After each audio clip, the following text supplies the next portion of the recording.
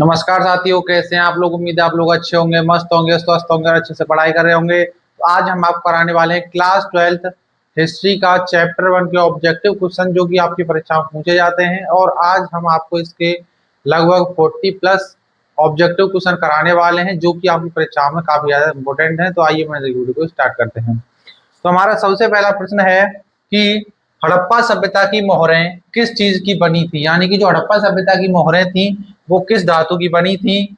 लोहे की, तांबे की, कांसे की या सैल खड़ी की। तो इसमें हमारा राइट आंसर है ऑप्शन डी, सैल खड़ी की। यानी कि जो हड़प्पा सभ्यता की मोहरें बनी हुई थी वो किसकी बनी हुई थी, सैल खड़ी की। ये आपको याद रखना है। और हड़प्पा सभ्यता में के जो लोग थे वो जो है किस देवी की पूजा करते थे, तो वो जो है मातृ देवी की पूजा किया करते थे। ये भी आपको याद रखना है, क्योंकि ये भी क्वेश्चन आपसे पूछा जाता है कि हड़प्पा सभ्यता कैसी सभ्यता थी। तो हड़प्पा सभ्यता जो है मातृ प्रधान सभ्यता थी। अब हमारा अगला क्वेश्चन है, बनावली किस राज्य में स्थित है।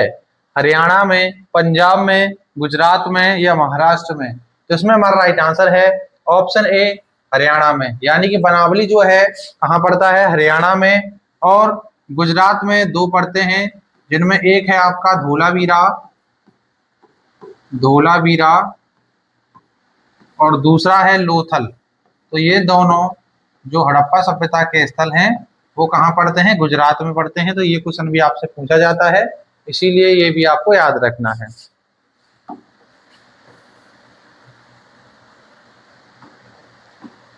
अब हमारा अगला क्वेश्चन है, लोथल किस नदी के किनारे स्थित है। तो अभी हमने आपको बताया था कि लोथल जो है गुजरात में पड़ता है, और ये किस नदी के किनारे स्थित है, तो ये जो है भोगवा नदी के किनारे स्थित है। इसमें हमारा ये राइट आंसर है। अगला जो रावी नदी के किनारे आपका जो हड़प्पा का स्थल पड़ता है, हड़प्पा सभ्यता का, वो है हड़प्पा। तो ये भी आपको याद रखना है। और मोहनजोदड़ो जो है वो सिंधु नदी के किनारे पड़ता है। सिंधु नदी के किनारे पड़ता है मोहनजोदड़ो। ये आपको याद रखना है। मोहनजोदड़ो सिंधु नदी के किनारे स्थित है। यानी कि रावी नदी के किनारे हड़प्पा स्थित है, भोगवा नदी के किनारे लोथल स्थित है, सिंधु नदी के किनारे मोहनजोदड़ो स्थित है। तो ये क्वेश्चन आपसे पूछे जाते हैं, इसीलिए आपको याद रखने हैं। अब जो हमारा अगला क्वेश्चन है वो है, सिंधु घाटी सभ्यता के लोगों को किस धातु का ज्ञान नहीं था। सोने का, चांदी का, लोहा या तांबा।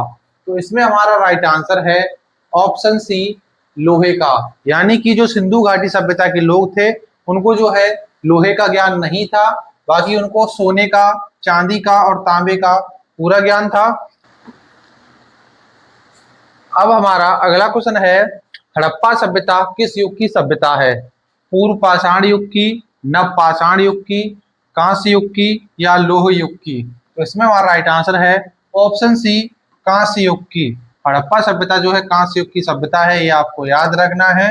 और हड़प्पा सभ्यता का जो समय सीमा थी वो कितनी थी, तो वो आपको याद रखनी है। एनसीईआरटी के अनुसार 2600 बीसी से लेकर 1900 बीसी तक, ये आपकी एनसीईआरटी में दी हुई है। और बाकी अगर आपकी एक और डेट है इसकी, वो है 2350 बीसी से 1750 बीसी, जो कि आपके यूपीएससी एग्जाम में कभी कभी पूछी जाती है। तो ये आपको याद रखना है, इसकी रियल डेट ये होती है।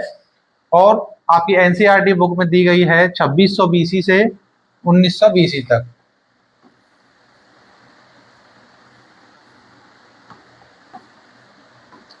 अब हमारा अगला क्वेश्चन है, हड़प्पा संस्कृति आधारित थी कृषि पर, व्यापार पर, पशुपालन पर या फिर शिकार पर। तो इसमें हमारा राइट आंसर है ऑप्शन बी, व्यापार पर। यानी कि हड़प्पा सभ्यता का जो मुख्य व्यवसाय था वो व्यापार था, उसके बाद कृषि, पशुपालन और शिकार करना, ये इसके मुख्य व्यवसाय थे। तो इसमें जो सबसे पहला जो व्यवसाय आता है वो आता है व्यापार।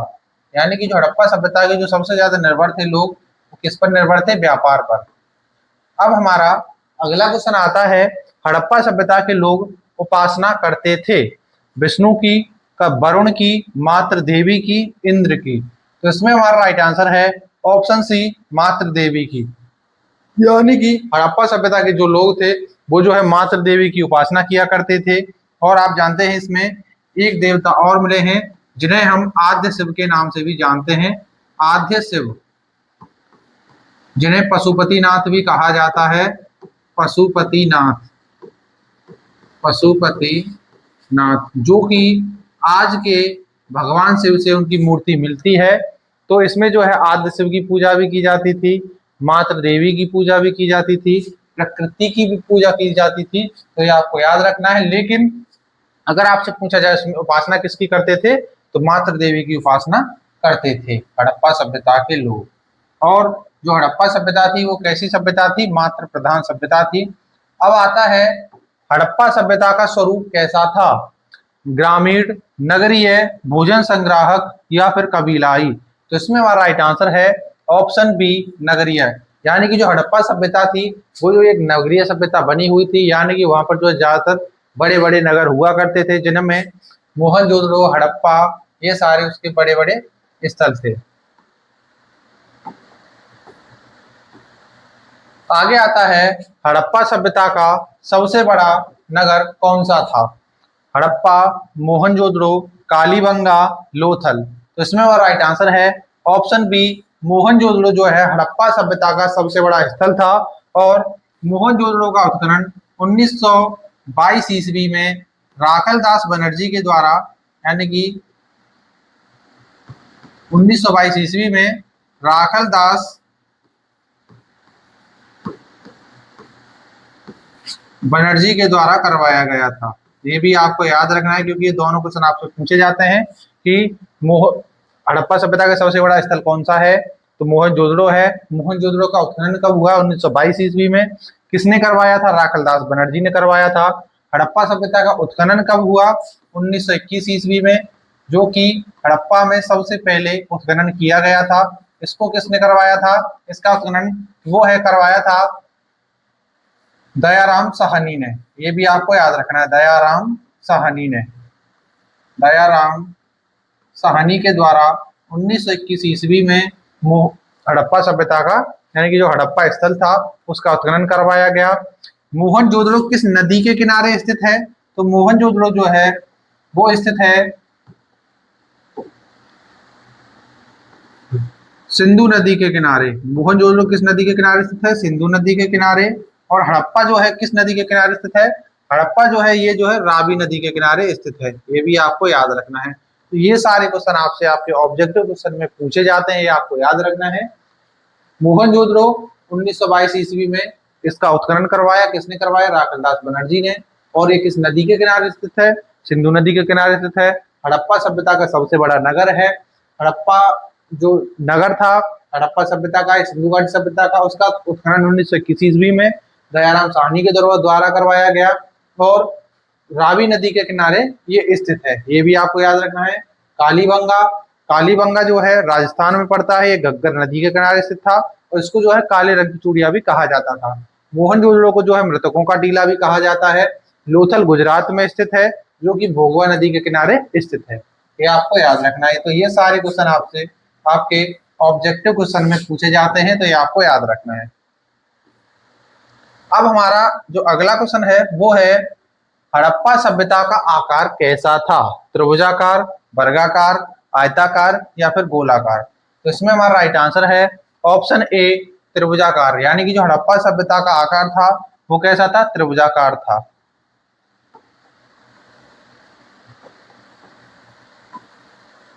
अब हमारा अगला क्वेश्चन है हड़प्पा सभ्यता की सर्वप्रथम खोज की थी अलेक्जेंडर कनिंघम ने, दयाराम साहनी ने, मैक्स मूलर ने या फिर मार्शल ने। तो इसमें हमारा राइट आंसर है ऑप्शन बी, दयाराम साहनी ने 1921 ईस्वी में सबसे पहले हड़प्पा में उत्खनन करवाया था। ये आपको याद रखना है। कहाँ पर करवाया, हड़प्पा में। हड़प्पा में दयाराम साहनी के द्वारा सबसे पहले उत्खनन करवाया गया था।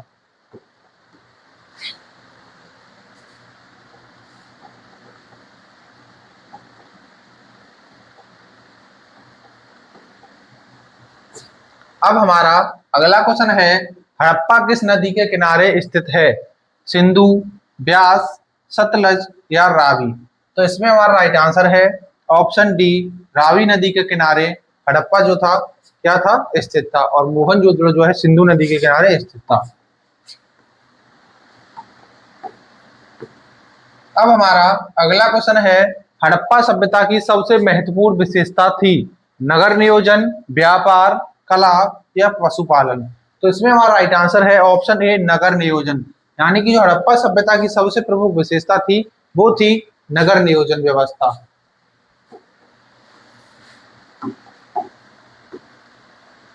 अब हमारा अगला क्वेश्चन है, हड़प्पा सभ्यता के पतन के क्या कारण थे? विदेशी आक्रमण, प्राकृतिक कारण, या फिर मानवीय कारण, या उपयुक्त सभी। तो इसमें आपको एक बात याद रखनी है कि हड़प्पा सभ्यता के पतन के कारण विदेशी आक्रमण को भी माना जाता है, प्राकृतिक आक्रमण को यानी प्राकृतिक कारण को भी माना जाता है, और मानवीय कारण को भी माना जाता है। तो इसमें हमारा राइट आंसर है ऑप्शन डी, यानी कि उपयुक्त सभी को जो है हड़प्पा सभ्यता के पतन का कारण माना जाता है।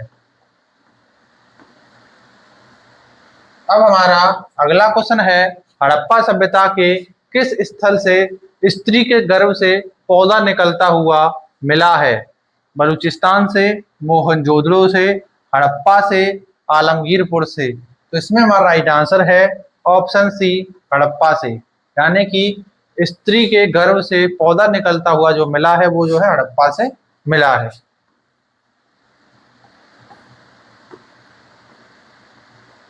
अब हमारा अगला क्वेश्चन है, हड़प्पा सभ्यता यानी कि सिंधु घाटी सभ्यता के स्थलों में सर्वप्रथम किस स्थल का उत्खनन हुआ था?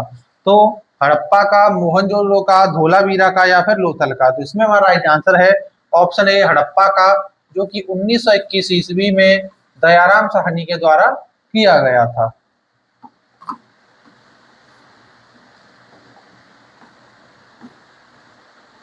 अब हमारा अगला क्वेश्चन है, सिंधु घाटी सभ्यता में गोदीवाड़ा का प्रमाण कहाँ से मिला है? लोथल से, कालीबंगा से, बनावली से, या मोहनजोदड़ो से। तो इसमें हमारा राइट आंसर है ऑप्शन ए, लोथल से। यानी कि जो सिंधु घाटी सभ्यता थी उसमें गोदीवाड़ा यानी कि बंदरगाह का जो साक्ष्य है वो लोथल से मिला है।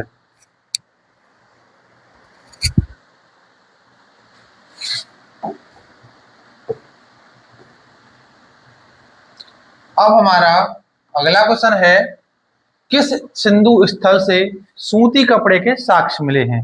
कालीबंगा से, रंगपुर से, लोथल से, मोहनजोदड़ो से। तो इसमें हमारा राइट आंसर है ऑप्शन डी, मोहनजोदड़ो से। अब हमारा अगला क्वेश्चन है, मोहनजोदड़ो का उत्खनन किया था दयाराम साहनी, जॉन मार्शल, राखल दास बनर्जी, आर.एस. पिस्ट। तो इसमें हमारा राइट आंसर है ऑप्शन सी, राखल दास बनर्जी के द्वारा 1922 ईस्वी में। ये आपको याद रखना है क्योंकि ये भी आपसे काफी ज्यादा पूछा जाता है। कब किया था? 1922 ईस्वी में। किसने करवाया था? राखल दास बनर्जी ने। अब हमारा अगला क्वेश्चन है, मोहनजोदड़ो किस नदी के किनारे बसा हुआ था? सिंधु नदी, रावी नदी, झेलम नदी, या फिर चिनाब नदी। तो इसमें हमारा राइट आंसर है ऑप्शन ए, सिंधु नदी।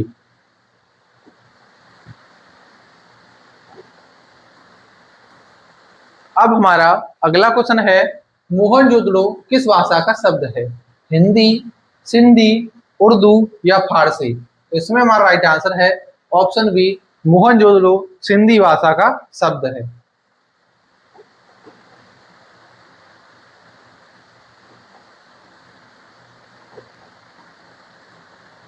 अब हमारा अगला क्वेश्चन है, लोथल कहाँ स्थित है?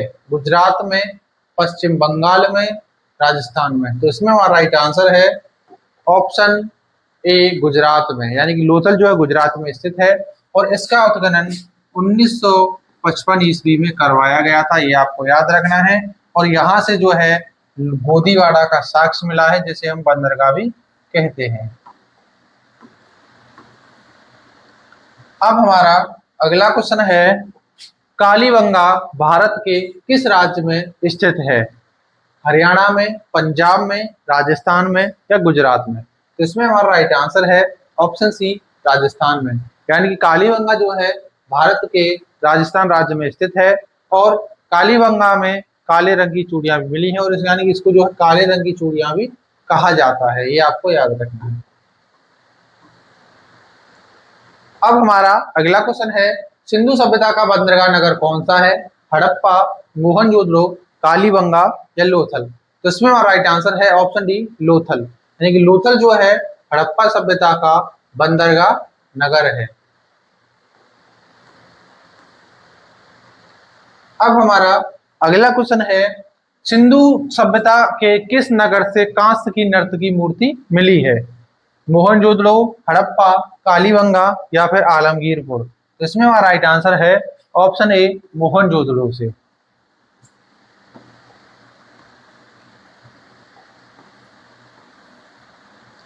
अब हमारा अगला क्वेश्चन है, सिंधु सभ्यता का किस सभ्यता के साथ व्यापारिक संबंध नहीं था? मेसोपोटामिया की सभ्यता, ईरान की सभ्यता, अफगानिस्तान की सभ्यता या फिर चीन की सभ्यता? तो इसमें हमारा राइट आंसर है ऑप्शन डी चीन की सभ्यता। यानी कि जो हड़प्पा सभ्यता का व्यापारिक संबंध जो है सिर्फ और सिर्फ चीन की सभ्यता के साथ नहीं था, बाकी आपकी मेसोपोटामिया की सभ्यता, ईरान की सभ्यता और अफगानिस्तान की सभ्यता के साथ इसका व्यापारिक संबंध था। अब हमारा अगला क्वेश्चन आता है, सिंधु सभ्यता के लोगों के प्रमुख देवता कौन थे? पशुपतिनाथ, इंद्र, विष्णु या गणेश? तो इसमें हमारा राइट आंसर है ऑप्शन ए पशुपतिनाथ।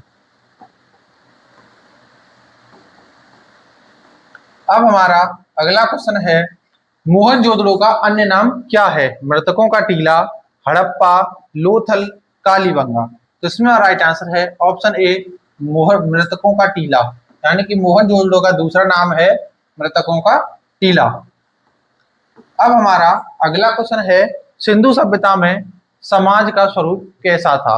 मातृसत्तात्मक, पितृसत्तात्मक, दोनों या दोनों में से कोई नहीं? तो इसमें हमारा राइट आंसर है ऑप्शन ए मातृसत्तात्मक। यानी कि जो सिंधु घाटी सभ्यता का जो समाज का स्वरूप था वो मातृसत्तात्मक था। यानी कि वहां पर जो सबसे ऊंचा दर्जा प्राप्त था वो जो है माताओं को प्राप्त था, यानी कि स्त्रियों को प्राप्त था। यानी कि वहां का जो घर हुआ करते थे उनमें जो है पिता प्रमुख नहीं होते थे, बल्कि वहां पर जो है घर के मुखिया माता हुआ करती थी। अगला आता है, सिंधु घाटी सभ्यता किसके समकालीन नहीं मानी जाती है? तो सिंधु घाटी सभ्यता जो है चीन की सभ्यता के साथ समकालीन नहीं मानी जाती है, बाकी मिस्र की सभ्यता, मेसोपोटामिया की सभ्यता और सुमेर की सभ्यता के समकालीन मानी जाती है। अब हमारा अगला क्वेश्चन है, सिंधु सभ्यता में विशाल स्नानागार के अवशेष कहां से प्राप्त हुए हैं? हड़प्पा से, मोहनजोदड़ो से, कालीबंगा से या लोथल से? तो इसमें हमारा राइट आंसर है ऑप्शन बी मोहनजोदड़ो से। यानी कि सिंधु घाटी सभ्यता में विशाल स्नानागार के जो साक्ष्य प्राप्त हुए हैं वो मोहनजोदड़ो से प्राप्त हुए हैं और ये क्वेश्चन आपके गवर्नमेंट एग्जाम में भी पूछा जाता है। अगला आता है, हड़प्पा सभ्यता में हल से जुते हुए खेत के साक्ष्य किस स्थल से मिले हैं? कालीबंगा से, रंगपुर से, लोथल से या रोपण से? तो इसमें हमारा राइट आंसर है ऑप्शन ए कालीबंगा से। यानी कि हल से जुते हुए खेत के साक्ष्य कहां से मिले हैं? कालीबंगा से। अब अगला क्वेश्चन आता है, हड़प्पा सभ्यता की मोहरों पर किस जानवर का चित्र नहीं मिलता है? हाथी का, बाघ का, शेर का या फिर हिरण का? तो इसमें हमारा राइट आंसर है ऑप्शन बी बाघ का। यानी कि हड़प्पा सभ्यता की मोहरों पर बाघ का चित्र नहीं मिलता है, बाकी हाथी का, शेर का और हिरण का मिलता है। अब हमारा अगला क्वेश्चन है, हड़प्पा सभ्यता के किस स्थल से शतरंज खेल के प्रमाण प्राप्त हुए हैं? हड़प्पा से, कालीबंगा से, मोहनजोदड़ो से या लोथल से? इसमें हमारा राइट आंसर है ऑप्शन डी लोथल से। यानी कि हड़प्पा सभ्यता में शतरंज खेल के प्रमाण जो प्राप्त हुए हैं वो लोथल से हुए हैं। अब हमारा अगला क्वेश्चन है, राय बहादुर दयाराम साहनी ने किस स्थल का उत्खनन करवाया था? तो हड़प्पा का उत्खनन करवाया था, जो कि 1921 ईस्वी में करवाया गया था, जो कि हड़प्पा सभ्यता में सबसे पहले खोजा गया नगर था। यानी कि जो मोहनजोदड़ो था वो जो है 1922 ईस्वी में सॉरी 1922 ईस्वी में इसका उत्खनन करवाया गया, जो कि राखलदास बनर्जी के द्वारा करवाया गया। हड़प्पा का 1921 ईस्वी में दयाराम साहनी के द्वारा करवाया गया। तो ये क्वेश्चन आपसे पूछे जाते हैं। अब हमारा अगला क्वेश्चन है, राखलदास बनर्जी ने मोहनजोदड़ो की खुदाई किस वर्ष की थी? तो अभी हमने आपको बताया था 1922 ईस्वी में राखलदास बनर्जी ने मोहनजोदड़ो की खुदाई करवाई थी। अब अगला क्वेश्चन आता है, सिंधु घाटी सभ्यता किस स्थल को, यानी कि सिंधु घाटी सभ्यता के किस स्थल को सर्वप्रथम खोजा गया था? तो हड़प्पा को सर्वप्रथम खोजा गया था। अब हमारा अगला क्वेश्चन है, हड़प्पा की खुदाई किस वर्ष हुई थी? 1920 ईस्वी, 1921 ईस्वी, 1922 ईस्वी या फिर 1923 ईस्वी? तो इसमें हमारा राइट आंसर है ऑप्शन बी, 1921 ईस्वी में हड़प्पा की खुदाई हुई थी।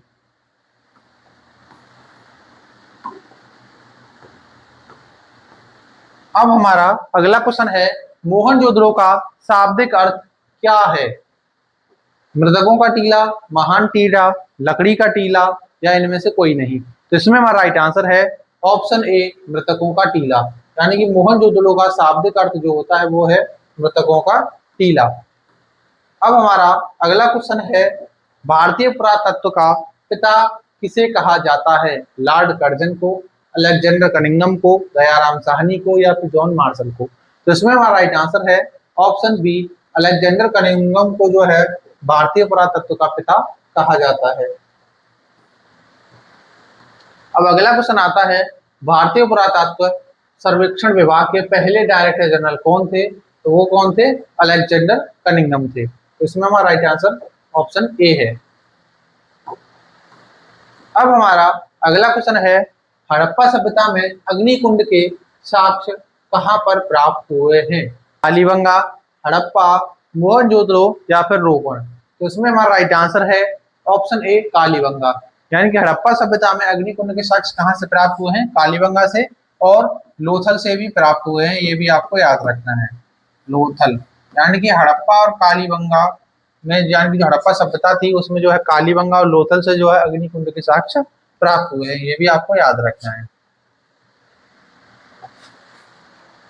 अब हमारा अगला क्वेश्चन है, कालीबंगा किस नदी के किनारे स्थित है? सतलज नदी, ब्यास नदी, घग्गर नदी या फिर गंगा नदी? इसमें राइट आंसर है ऑप्शन सी, घग्गर नदी के किनारे स्थित है, जो कि राजस्थान में पड़ता है। अब हमारा अगला क्वेश्चन है, हड़प्पा सभ्यता का सबसे ऊपरी स्थल कौन सा है?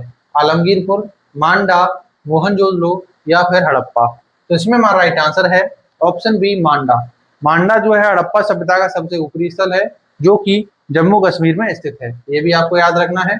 आलमगीरपुर जो है उत्तर प्रदेश में स्थित है। अब हमारा अगला क्वेश्चन है, मांडा भारत के किस राज्य में स्थित है? उत्तर प्रदेश में, जम्मू कश्मीर में, पंजाब में या फिर गुजरात में? तो इसमें हमारा राइट आंसर है ऑप्शन बी, जम्मू कश्मीर में। यानी कि जो मांडा है वो जो किस राज्य में स्थित है? जम्मू कश्मीर में।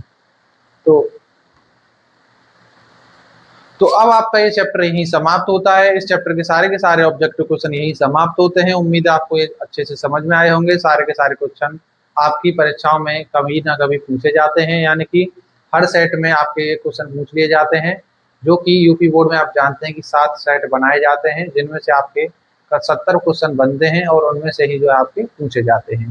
तो उम्मीद है आपको वीडियो पसंद आई होगी। अगर आपको वीडियो पसंद आई हो तो प्लीज़ वीडियो को लाइक कर देना। आप चैनल नए हो तो चैनल को जरूर सब्सक्राइब कर लेना। मिलते हैं अगली वीडियो में, तब तक के लिए जय हिंद, वंदे मातरम।